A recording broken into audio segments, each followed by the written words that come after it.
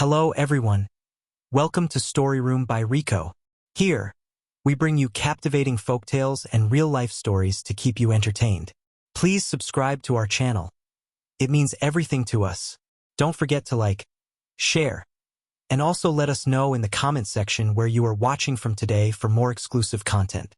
Now, get comfy and settle in as we dive into some truly amazing tales. Today, we're diving into a tale so gripping, so twisted, it'll leave you questioning how far people will go for money. Imagine a world where wealth isn't just a blessing. It's a curse that tears families apart, where power isn't just a privilege but a weapon wielded with ruthless precision. This is the story of the Hawthorne family, a dynasty built on ambition, secrets, and betrayal. It's a story that begins with a single man's dream and ends with a legacy in ruins. What you're about to hear will take you through the glittering halls of luxury, into the shadowy corners of deceit, and right to the heart of a family torn apart by the very empire they were meant to inherit. How does a fortune of $10 billion become the spark that ignites a firestorm of greed?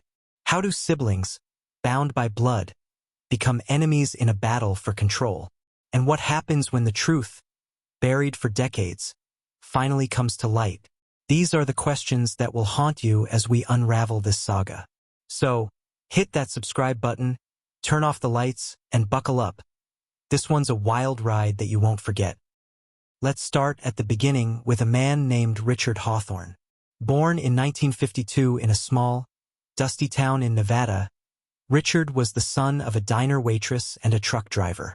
His childhood was marked by struggle, long nights watching his mother count pennies to pay the bills, days spent dreaming of a life beyond the cracked pavement of his neighborhood. But Richard had something most kids didn't: a relentless drive. At 16, he dropped out of high school and took a job cleaning rooms at a rundown motel on the edge of town. It was there, amidst the stained carpets and flickering neon signs, that he saw an opportunity. The motel's owner was a drunk, barely keeping the place afloat, and Richard, with his sharp mind and tireless work ethic, convinced the man to sell it to him for a pittance. He was 18 years old, with no money to his name, but he had a vision. He worked day and night, scrubbing floors, fixing leaky pipes, and charming every guest who walked through the door. Within a year, that motel was turning a profit. Within 5 years, Richard owned 3 more. By the 1980s, Richard Hawthorne was a name to be reckoned with in the hospitality industry. He had a knack for spotting potential, buying up failing properties in prime locations, turning them into luxury hotels that attracted the elite. Las Vegas, New York, London. His empire stretched across the globe, a network of glittering towers that bore the Hawthorne name. But it wasn't just hotels. Richard diversified, pouring money into beachfront estates in Miami, ski resorts in Aspen, and even a tech startup in Silicon Valley that rivaled the giants of the era. By 2024, at 72 years old, his net worth was $10 billion, and he was still sharp, still calling the shots from his penthouse office in Manhattan. He'd built an empire from nothing, a testament to his grit and genius. But empires, as history shows, often come at a cost. Richard's 3 children, James, Claire, and Emily, grew up in the shadow of his success, but their lives were far from the fairy tale you might imagine. James, the eldest, born in 1984, was groomed from a young age to take over the family business. He was sent to the best schools, Harvard for his MBA, and trained under Richard's watchful eye. But James wasn't just ambitious. He was ruthless. He saw the empire as his birthright, and he'd do anything to secure it. Claire, born in 1989, was the middle child, the quiet one who shunned the spotlight. She was a philanthropist at heart, using her father's wealth to fund charities for the homeless, a cause that stemmed from her own guilt over the family's opulence. She was the moral compass of the family, but her softness made her a target in a world of sharks. And then there was Emily, born in 1996, the youngest and the wild card. Brilliant but reckless, Emily had a mind for numbers. She could have been a financial genius, but she preferred the chaos of nightlife, parties, and rebellion. She clashed with Richard constantly, her defiance a stark contrast to James's obedience and Claire's compliance. The siblings' relationship with their father was complicated. Richard was a hard man, a perfectionist who demanded excellence. He loved his children, but he showed it through discipline, not affection. Family dinners were more like board meetings, with Richard quizzing them on business strategies while their mother, Margaret, sat silently, her own dreams long buried under the weight of Richard's ambition. Margaret had passed away in 2010, a quiet death from cancer that left the family fractured. Richard threw himself into work, leaving his children to navigate their grief alone. James became colder, Claire more withdrawn, and Emily more rebellious. By 2024, the Hawthorne family was a powder keg, waiting for a spark. Everyone assumed Richard's death, whenever it came, would be a smooth handoff. After all, he'd spent decades preparing James to take the reins. The empire was a well-oiled machine, with lawyers, advisors, and a board of directors to ensure continuity. But assumptions, as we'll see, can be deadly. They were wrong. On December 12, 2024, Richard Hawthorne dropped dead in his penthouse office. Heart attack, they said. No warning. No goodbye. The news sent shockwaves through the business world. Headlines screamed, "Billionaire Richard Hawthorne dead at 72. The stock market trembled as investors scrambled to predict the future of the Hawthorne empire. But for James, Claire, and Emily, the real storm was just beginning. And that's when the chaos began. 2 days after the funeral, the Hawthorne family gathered at Richard's lawyer's office on the 50th floor of a Manhattan skyscraper. The office was a monument to wealth. Mahogany walls, leather chairs, a view of the city that stretched to the horizon.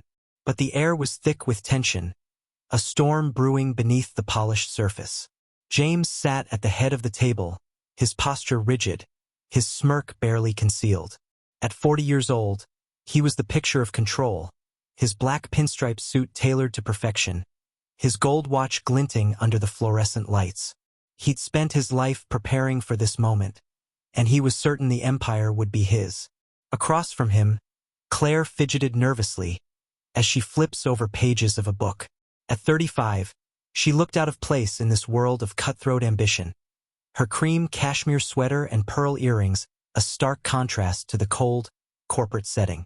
She'd never wanted the empire, just a chance to do good with its wealth.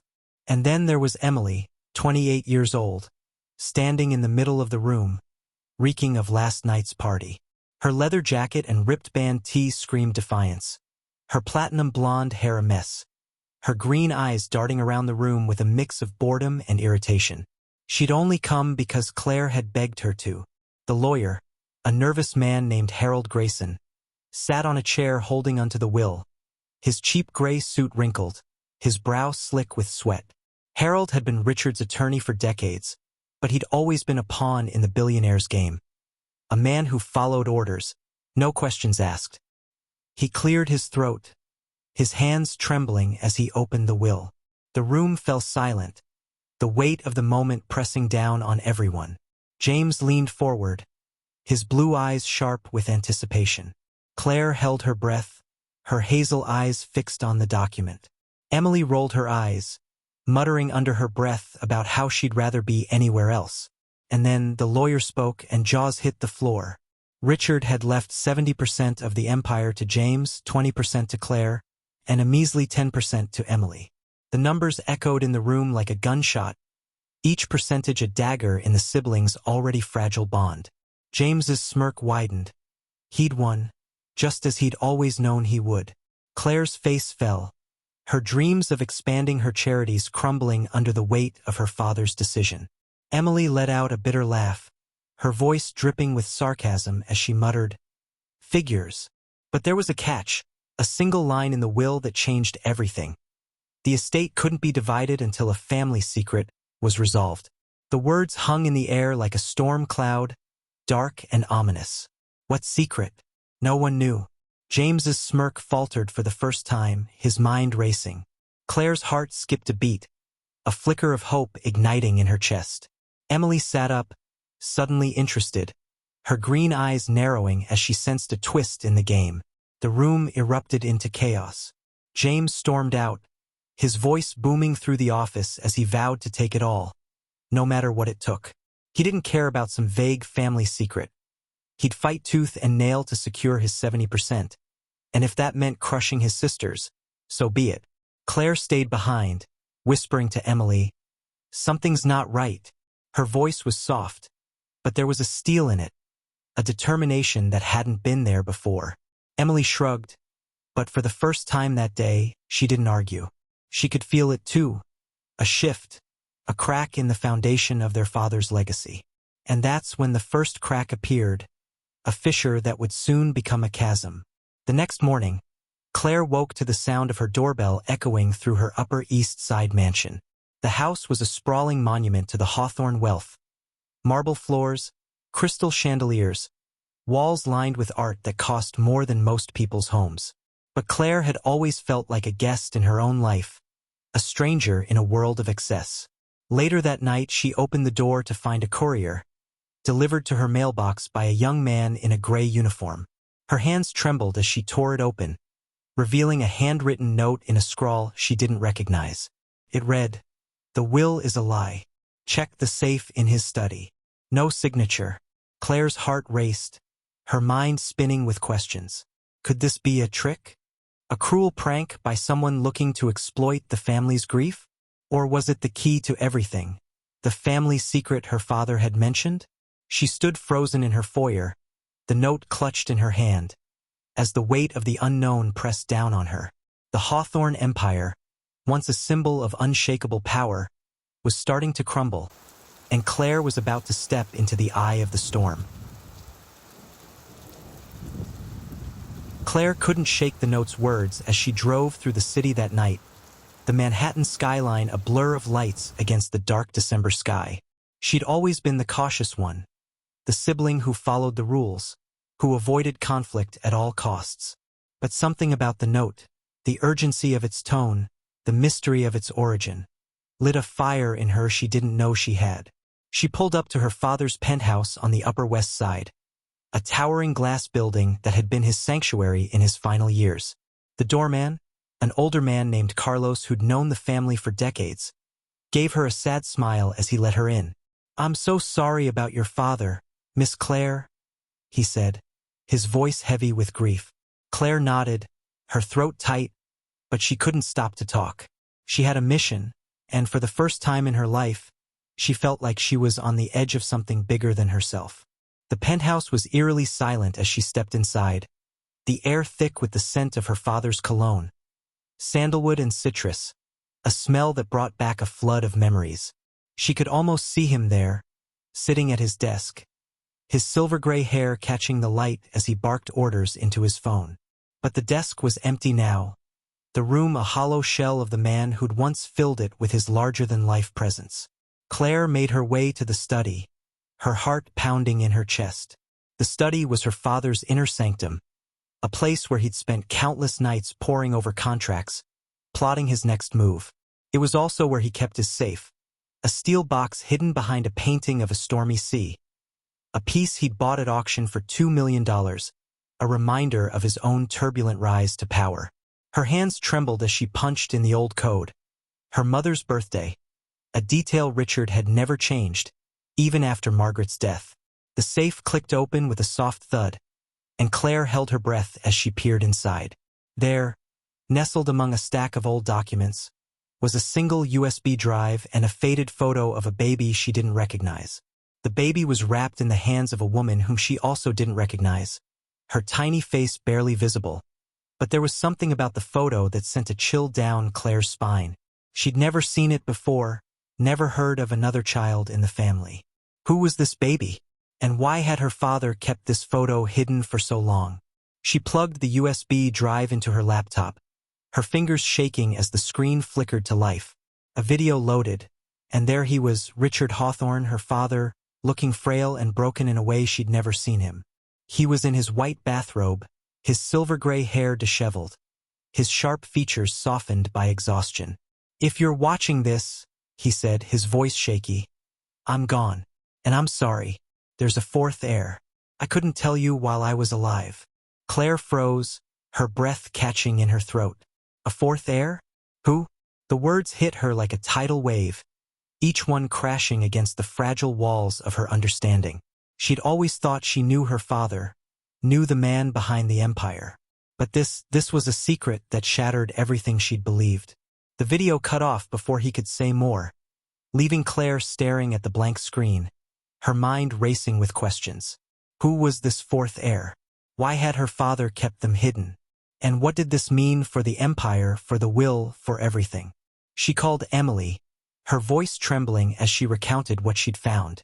Emily laughed it off, her tone dripping with sarcasm. "He's pranking us from the grave," she said, but there was an edge to her voice, a flicker of doubt that Claire latched onto. Claire wasn't so sure. She'd seen the look in her father's eyes in that video. Fear, regret, a weight he'd carried to his grave. And James? He was about to make his move, a move that would set the stage for the battle to come. James didn't wait a single day after the will reading to launch his attack. He'd spent his life preparing to take over the Hawthorne Empire, and he wasn't about to let some vague family secret stand in his way. At 40 years old, James Hawthorne was a force of nature, ruthless, calculating, and utterly unyielding. He'd learned from the best, after all. Richard had taught him that in business, there were no rules, only winners and losers. And James had no intention of losing. He filed a lawsuit the very next morning, claiming the will was forged, a desperate attempt by his father's enemies to undermine his legacy.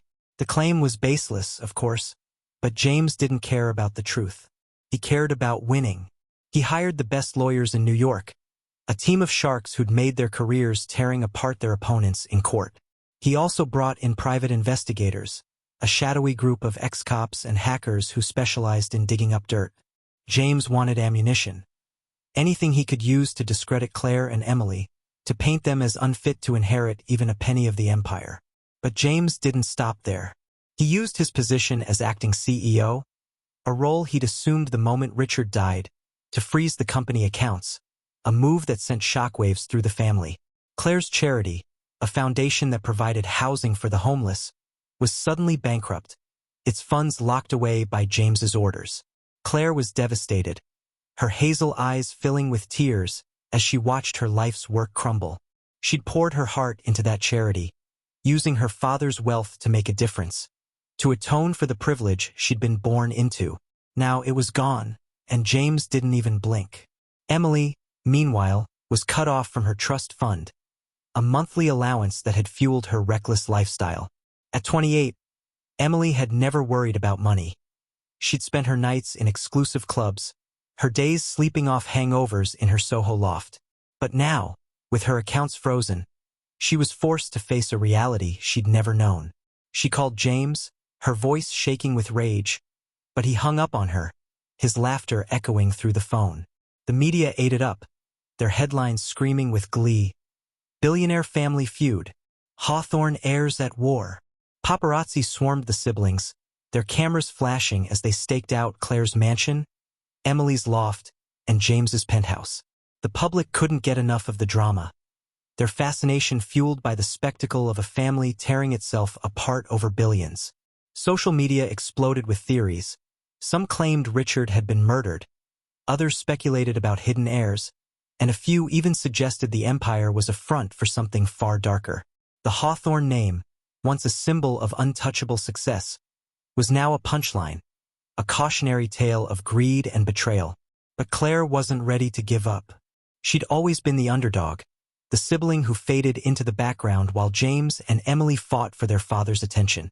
But now, with the note and the USB in her possession, she felt a fire she'd never known. She took the USB to a tech expert, a young man named Ethan who ran a small cybersecurity firm in Brooklyn. Ethan was lanky, with messy black hair and a scruffy beard, his brown eyes wide with curiosity as Claire explained her situation. He plugged the USB into his laptop, his fingers flying across the keyboard as he worked to recover a deleted file. After hours of tense silence, he found it. A voice memo from Richard, recorded just hours before his death. "James can't know. He'll destroy her. She's the key to everything." The words sent a chill down Claire's spine. Her? Who was her? Claire's mind raced, her thoughts a tangled web of fear and determination. Was this the fourth heir her father had mentioned? And why was James so desperate to bury it? The answers were out there, waiting to be uncovered, and Claire was ready to find them, no matter the cost. On a rainy night in January 2025, the Hawthorne family's fragile truce shattered once and for all. Emily was at her estate in the Hamptons, a sprawling property she'd bought on a whim during one of her father's more indulgent moments. The estate was a monument to excess. 25 bedrooms, a private beach, a garage filled with sports cars she rarely drove. But that night, as the rain pounded against the windows, Emily was alone, nursing a glass of whiskey and scrolling through her phone. She'd been trying to distract herself from the chaos of the past few weeks. The will, James's betrayal, Claire's cryptic phone calls about a USB. But the sound of the doorbell cut through her thoughts, sharp and insistent. She groaned, assuming it was another reporter looking for a scoop. But when she opened the door, she found a woman she'd never seen before. The woman was in her 30s, soaked to the bone, her gray trench coat dripping onto the marble floor. She clutched a birth certificate in her trembling hands, her jet-black hair plastered to her face, her almond-shaped brown eyes filled with a mix of fear and determination. "I'm your sister," she said, her voice steady despite the storm raging around her. Her name was Lila, and she claimed Richard Hawthorne was her father. Born from a secret affair decades ago, a chapter of his life he'd kept hidden from the world. Emily's first instinct was to laugh, to slam the door in the woman's face and write it off as a scam. But something about Lila's eyes, those brown eyes that mirrored her father's, stopped her. She snapped a photo of the birth certificate with her phone, her hands shaking as she zoomed in on the details. It listed Richard Hawthorne as the father, a woman named Elena Carter as the mother, and the child's name, Lila Carter, born in 1989. Emily sent the photo to Claire, her heart pounding as she waited for a response. Claire's reply came within minutes. A single word, "Come." Emily drove through the rain to Claire's mansion, the birth certificate burning a hole in her pocket. When she arrived, Claire was waiting in the foyer, her face pale, her hazel eyes wide with shock. She held up the faded photo from the safe, the one of the baby in the pink blanket, and Emily gasped. The resemblance was undeniable. Lila was the baby in the photo, the fourth heir her father had spoken of in the USB video. Could this be real? The sisters sat in Claire's living room, the birth certificate and photo laid out on the coffee table, their minds racing with questions. Who was Lila? Why had their father kept her a secret? And what did this mean for the empire? Lila had vanished before they could ask more, but she'd left a note. "Meet me at the old warehouse. Alone." The note was written in the same scrawl as the one Claire had received, a detail that sent a shiver down her spine. Claire knew she had to go, even if it meant walking into a trap. She drove to the warehouse, a crumbling building on the outskirts of the city, its windows shattered, its walls covered in graffiti. The rain had stopped, but the air was heavy with the scent of damp concrete and rust. Inside, Lila waited, her eyes cold, her posture rigid. "James knows about me," she said, her voice low and steady. "He's the one who kept me hidden." Claire's blood ran cold, her mind reeling as the pieces began to fall into place. Was James behind it all? Had he known about Lila all along, orchestrating a cover-up to secure his inheritance? The truth was closer than ever, but it came with a price Claire wasn't sure she was ready to pay. The confrontation that would change everything took place in the Hawthorne family boardroom, a sleek, glass-walled space on the 70th floor of their flagship skyscraper. The room was a symbol of the empire's power: polished marble floors, a long mahogany table, a view of Manhattan that stretched to the horizon. But on that day, it was a battlefield, the air thick with tension as Claire prepared to face her brother. She'd called the meeting under the pretense of discussing the lawsuit, but her real goal was to uncover the truth. James arrived first, his black suit as sharp as his temper, his blue eyes cold with suspicion. Claire followed, her cream sweater a stark contrast to the corporate setting, her hazel eyes burning with a quiet fury.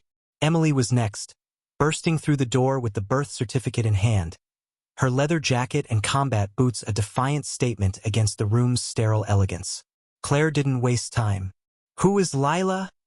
she demanded, her voice steady despite the fear coursing through her. James smirked, his tone dripping with disdain. "A nobody. A gold digger." But before he could say more, Emily slammed the birth certificate onto the table, her green eyes blazing. "She's our sister, you bastard," she said, her voice shaking with rage. "DNA tested and confirmed." The room erupted into chaos, the siblings' voices overlapping as years of resentment boiled over. James's smirk vanished, replaced by a snarl as he lunged for the document. But Claire stepped in his way, her small frame a surprising barrier. And then, the door opened again, and Lila walked in, flanked by a man in a suit. The man was Richard's real lawyer, a 45-year-old named Daniel Pierce, his navy suit crisp, his salt and pepper hair neatly cropped. He spoke with a calm authority that silenced the room. "I'm Richard's real lawyer. The will you saw, fake. James paid me to alter it." Gasps echoed through the boardroom, the revelation hitting like a thunderclap. James lunged at him, his face contorted with rage, but security dragged him back, their black tactical gear a stark contrast to the room's elegance. The true will was revealed, a document that shattered everything James had fought for.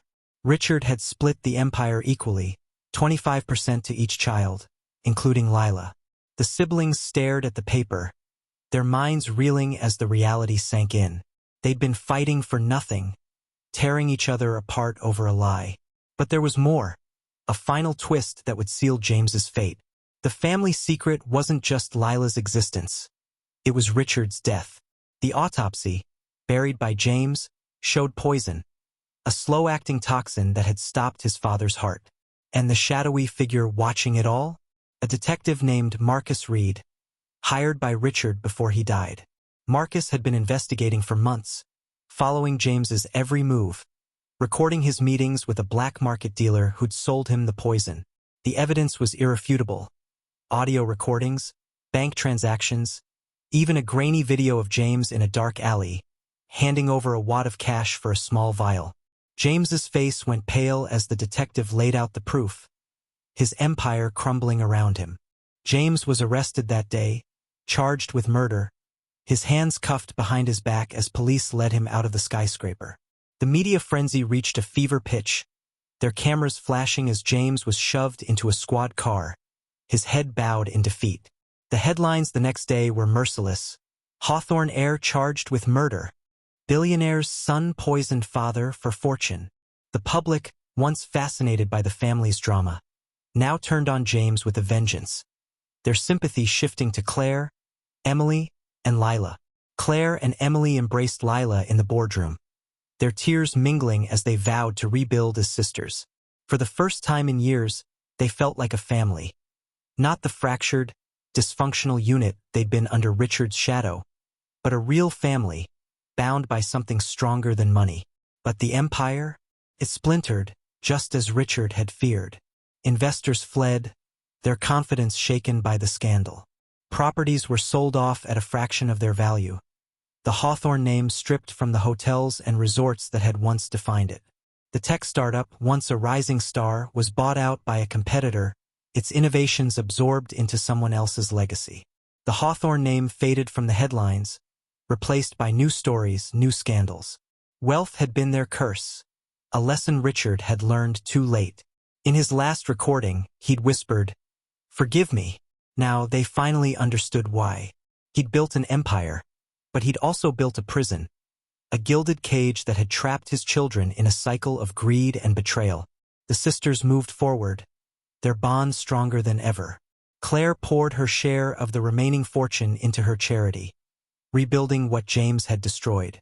Emily, for the first time, found a purpose, using her financial acumen to help Claire manage the foundation.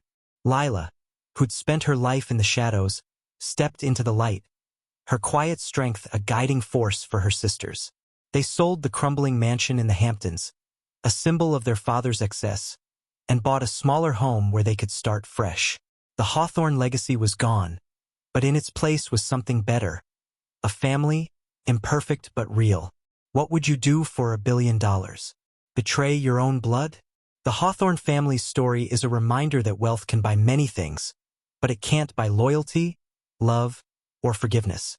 Leave your thoughts in the comments and don't forget to like and subscribe for more stories like this. Until next time, stay curious.